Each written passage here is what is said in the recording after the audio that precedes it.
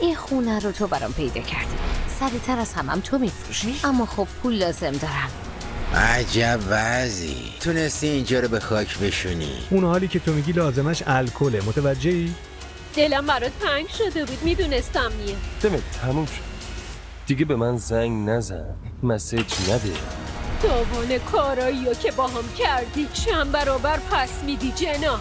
این اگه کل روزو توی مسجد بوده، پس چطوری به من رنگ؟ بهت زنگ زن. پولم حاضره. آره.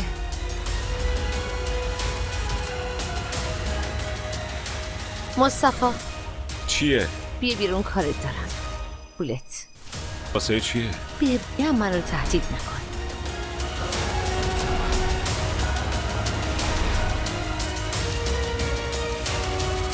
به مقصد رسیدید. چرا هست؟